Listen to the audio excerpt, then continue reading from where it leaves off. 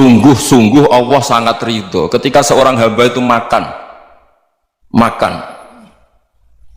ketika sesuap nasi dia muji Allah, ketika minum seteguk nasi dia muji Allah. Itu kalau orang diridhoni Allah itu wali betul. Itu untuk jadi wali itu gampang, kamu makan ridho, kamu nginjak buminya Allah ridho seneng, kamu hidup keseharian aman seneng. Nah ini supaya sampean kita semua ngaji betapa panduan Rasulullah untuk menggapai ridho Allah itu banyak yang keseharian sekali. Saking kesehariannya banyak dalam hadis dan itu sahih. Nabi menyebut hal-hal yang keseharian. Hatta ma tas'alu fi imra'atika, kamu punya uang kemudian istri kamu bisa makan, itu ibadah. Bahkan sebagian ibadah itu dicontohkan Nabi yang akhirnya diprotes sahabat, yaitu wa fi buti ahadikum sedekah, kamu menggauli istri kamu itu ya sedekah. Sampai sahabat bilang, yang benar ya Rasulullah, ayati ahaduna syahwatahu wa huwa lahu ajrun, masa urusan biologis, urusan syahwat kemudian dia dapat pahala. Nabi menjawab, alaysa law wada'aha fi haramin akana alaihi wisrun, bagaimana kalau dia meletakkan ke yang tidak benar, itu kan dosa. Nah, hal-hal seperti ini yang saya ingin teman-teman semua, saya juga agak ingin ngaji demi Anda juga agak ingin. Itu dosa sekali ngaji kok pesanan kelompok tertentu itu gak boleh. Islam itu untuk semua. Jadi ya cuma karena di depan saya jenengan ya seakan-akan jenengan korbannya. Itu ada ilmunya dalam usul fikih itu. Jadi orang itu harus ngaji usul fikih. Nama yang disebut, mungkin Mas Sufyan masih ingat zaman ngaji usul fikih, nama yang disebut itu tidak jaminan sebagai prioritas perintah.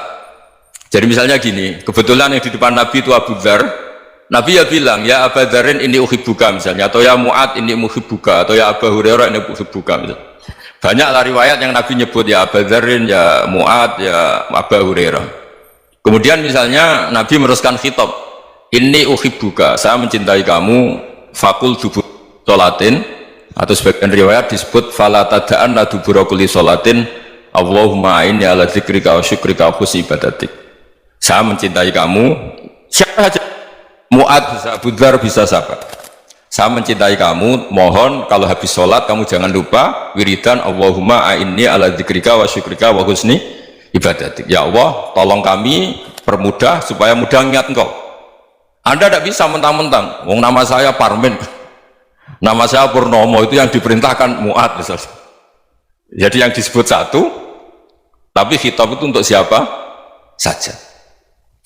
Saya teruskan ya. Jadi saya mohon semua kita melakukan kebaikan itu, kalau dalam kaidah fikih disebut al yakin la yuzalu bisyak. Banyak kebaikan yang kebenarannya itu 100%, tidak punya efek samping ke pihak lain, ke kelompok lain, ke komunitas lain. Itu tadi misalnya Anda makan dan itu murah sekali, hanya butuh satu piring, setiap punyaan kamu muji Allah, setiap minum kamu muji Allah. Itu redaksinya Rasulullah SAW disebut Allah sangat ridho ketika seorang hamba makan kemudian dia memuji Allah, atau minum kemudian dia muji Allah. Logikanya gampang, negara seperti ini yang kamu harapkan bentuknya kayak apa, mertua, ipar, komunitas, tetangga, itu nyata terjadi itu kan belum pasti. Sementara yang mesti terjadi adalah kamu butuh makan, kalau tidak mati, butuh minum, kalau tidak mati, butuh bumi yang nyaman ditempati, kalau tidak kita juga mati. Sebab itu Allah kalau menyebut nikmatnya itu hal-hal yang keseharian. Alladzi at'amahum min ju'. Allah itu siapa? Allah itu yang menciptakan kamu bisa makan, tidak berlebihan. Allah itu yang menciptakan kondisi sosial itu ideal. Zaman Nabi itu ya ada orang munafik, orang-orang pilihan Allah itu juga diuji orang sekelilingnya yang macam-macam. Semua diuji sesuai konteks zaman dan waktu. Nah, tapi ada ibadah-ibadah yang selalu disarankan Nabi. Sampai Nabi itu pernah ditanya, ayul islami khairun ya Rasulullah, Islam terbaik itu gimana? Jawaban Nabi itu unik, itamu to'am, Islam terbaik itu ya makan-makan, jangan santai-santai. Ketika Allah menyebut beberapa kebaikan, falak tahamal akobah, wa ma adrokan Allah mal akobah, terusannya apa? Fakku rokobah, terusannya apa? Au'id amun fiyaumin di masubah. Ya, atau acara makan-makan itu juga Islam. Kenapa? Ya bayangkan kalau tidak ada makanan, kita mati kan? Kondisi sosial tidak ideal tuh Anda masih gak apa-apa, tapi kalau Anda tidak makan, Anda tidak minum, Kamu punya istri cerewet masih bisa hidup, punya mertua cerewet masih bisa hidup. Tapi kalau tidak makan bisa mati. Berarti penting mana istri sama makan? Penting mana? Makan. Semoga istri Anda dengar. Nanti kamu disuruh makan tapi pulang deh. Itu kalau dibahasakan makan masih memahami. Penting mana nasi satu piring dengan istri? Nggak ada nasi mati, nggak ada istri belum mati. Penting mana? Gak berani jawab kan? Nah, ternyata Anda ada garang kan di depan istri. Jadi saya mohonlah, mungkin Mas Sufyan Sauri tadi yang bisa bantulah teman-teman tuh ngaji yang keseharian saja. Karena kita nyari ridho Allah itu berdasar firman Allah, dan firman Allah itu menyebut keseharian tuh riang gampang. Itu tadi misalnya wa min ayatihi manamukum billaili wan nahar. Termasuk ayat-ayat Allah itu kamu tidur. Maka dulu itu ada guyonan, ada tokoh Mu'tazilah, kelompok dalam Islam yang berpikir manusia itu bisa menentukan ikhtiarnya sendiri. Karena saya bisa duduk, ingin duduk, ingin berdiri, berdiri. Karena kelompok ini nggak terima kalau semua kehendak Allah, nanti bagaimana kalau semua kehendak Allah kok ada hisab ya, ada sanksi. Lucunya itu dia akhirnya, ini cerita ya, mencintai seorang perempuan cantik sekali. Dan itu dia menjadi ahli sunnah itu oleh hal-hal yang sepele. Karena istrinya cantik, ya namanya suami istri hubungan intim. Terus ditanya, Mas masih ingin lagi? Masih. Silahkan diulang lagi. Wah ya tidak bisa. Katanya manusia bisa menentukan yang diinginkan. Itu tobat itu. Itu nggak bisa ditobatkan Mas Sufyan Ats-Tsauri. Orang cantik yang mudah nobatkan orang itu orang cantik. Segampang itu. Akhirnya kita tahu, makanya kalau dalam kitab Hikam itu disebut al-aqil mayyakul madza yaf'alu wa hubi wal ghafil mayyakul madza af'al. Orang yang punya akal karena sadar ini wilayah Allah, semua milik Tuhan, itu dia tiap hari berpikir besok Allah akan melakukan apa terhadap dunia ini. Kamu merencanakan sesuatu mau plesir ternyata gempa, mau wisata ke Rusia ternyata perang. Kamu tidak pernah tahu apa yang akan terjadi besok. Wa ma tadri nafsum madza taksibu ghadan. Tapi anda semua kita ini sering punya jadwal permanen. Makanya saya kalau diundang siapa saja, sanad takdir. Yang jelas Gus ini acara penting. Ya masih acara penting nak pangeran ngersakno piye? Kok ape dadi pangeran? Kamu kok mau jadi Tuhan? Itu kadang ya kiai. Penting Gus acara ini jenengan harus memastikan bisa. Loh kamu itu yang ngajarin tauhid, sesuatu itu biadillah kok bilang-bilang apa pasti. Kalau maksa terus tak tobatkan loh kamu kata saya. Ya kalau gitu Gus bilang insya Allah. Wah itu hati saya, fisik saya, roh saya sudah bilang insya Allah. Tidak usah kamu latih kata saya. Nah hal-hal tauhid keseharian itu gampang sebetulnya. Wal ghafil yaqulu madza af'al. Tapi orang yang lupa Allah dia setiap hari bilang besok apa? Kita bisa melakukan apa? Seakan-akan dia itu aktor, dia penting, dia subjek permanen, dia. Padahal kita ini hanya objek kehendak Allah Subhanahu wa taala. Karena kita yakin sesuatu yang terjadi di alam raya ini kita tidak bisa apa-apa.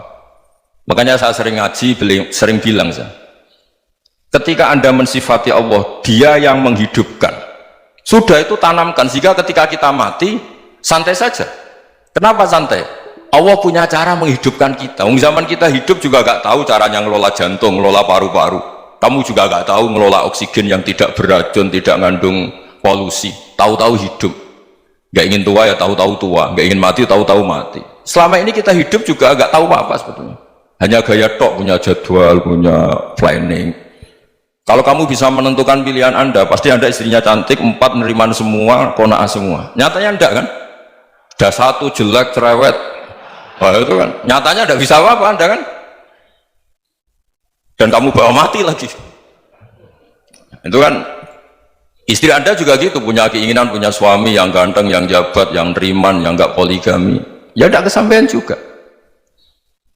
Kalau kita ngitung tingkat kegagalan kita itu gagal terus. Iya kan? Nah, terus ingat Allah, madza yaf'alu wa hubi. Orang yang punya akal selalu berpikir Allah itu menghendaki apa terhadap saya. Loh sama-sama orang melihat orang yang serius, itu kata Anda itu pemikir berat, serius, senang punya tokoh yang merengut tuh, karena kamu anggap serius. Tapi sebagian orang menganggap orang yang serius itu wong merengut, wong masam, wong muka kok ditekuk. Jadi sama itu hati ya muqallibal qulub tsabbit qalbi ala dinik, karena kita nggak tahu cara berpikir kita tentang orang lain, tentang sekeliling kita. Misalnya kita orang baik yang jenis ngrumat fakir miskin, ada orang bangun masjid mewah itu janggal. Apa artinya masjid mewah kalau banyak orang kelaparan? Tapi kalau yang jenis pendidikan, apa artinya masjid mewah kalau tidak bisa ngaji? Nanti yang jenis infrastruktur, apa artinya ini kalau semuanya punya sudut pandang yang berbeda-beda. Dan Islam mengapresiasi semua kebaikan, tapi katakan semua kebaikan itu adalah kehendak Allah Subhanahu wa Ta'ala, karena apapun baik Anda itu pakai fasilitas yang diberikan oleh Allah Subhanahu wa Ta'ala. Sehingga ini yang disebut kulillah tsummadarhum fi khawdihim yal'abun. Ya, kembali tadi ke tema-tema bahwa keseharian Anda ini sudah Islami. Saat Anda tidak bisa melakukan apa saja, saya sering ada jenazah, biasanya kalau tetangga meninggal saya sering disuruh ngelepas. Saya bilang orang ini baik karena sering lamun di rumah, sering nganggur di rumah. Ditanya sama anaknya, kenapa Gus nganggur baik? Ya kalau dia nganggur artinya juga agak berbuat sesuatu yang maksiat kan? Ya kan, orang nganggur di rumahnya ya tidak bunuh orang, tidak maling, tidak korupsi, ya namanya nganggur di rumah. Lah cuma istri cara pandang nganggur gak menghasilkan uang itu, tapi juga gak menghasilkan kriminal kan? Jadi sebenarnya Islam itu cara, makanya kalau sampai ngaji usul fikih itu ada kitab usul fikih namanya Lubul Usul, itu terkenal sekali di pesantren itu. Itu kalau ngapresiasi keseharian itu luar biasa. Izma min mubahin illa wa yatahaqququ bihi tarku haramimma, karena keseharian yang mubah saat Anda lakukan itu ada kehebatan yang luar biasa, yaitu meninggalkan haram. Makanya dulu banyak orang-orang alim ketemu temannya itu guyon sampai semalaman. Itu biasanya yang semangat Islam itu, kiai kok tidak tahajud, kiai kok tidak witir. Orang yang sedang mapan uangnya banyak, malam itu tidak kelayaban itu sudah luar biasa. Melawan nafsu supaya tidak maksiat itu sudah luar biasa. Supaya lupa guyon sama temannya semalaman sampai subuh, gejlok-gejlokan mengenang zaman miskin, zaman kuliah nggak jelas, zaman apa. Melihatnya jangan tarkut tahajud seperti ini, meninggalkan tahajud, tapi meninggalkannya ini talkul muharramat.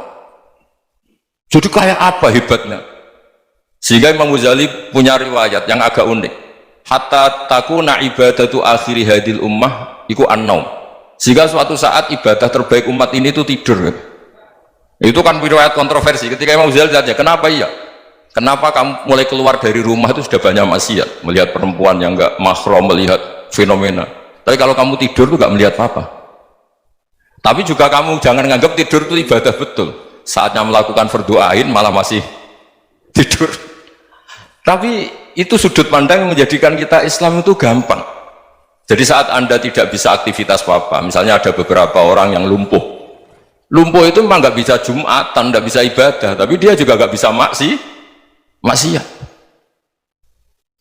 Tidur itu memang Anda saat itu tidak bisa tahajud, tidak bisa witir, tapi saat itu ada zina, ada maling, tidak gosipkan orang, tidak bully orang, tidak menanamkan kebencian, tidak hasud. Sehingga tidur menurut Allah Ta'ala wa min ayatihi manamukum billaili apa wan-nahar, karena di tidur itu selain ada unsur istirahat, jaga kestamina, juga ada unsur meninggalkan beberapa keburukan. Nah, saya mohon ibadah yang keseharian ini kita jaga supaya kita semua baca ayat itu fasih itu tertanam di hati. Allah itu siapa?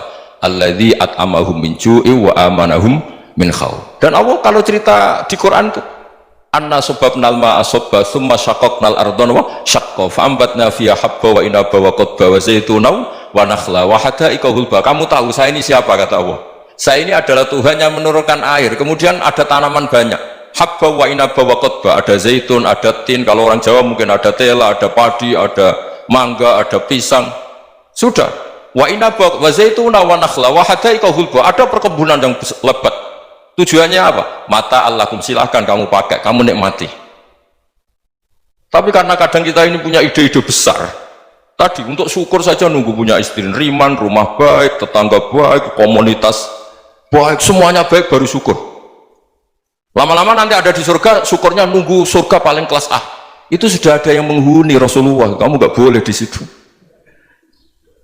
Masa untuk syukur saja repotnya, Masya Allah. Jadi mohon Al-Quran yang kalau Anda hafalkan juz sama itu kan ada ayat-ayat yang kayak tadi. Ya, fal yanzuril insanu ila ta'ami. Coba lihat Apa yang kamu makan ya? Dari mana?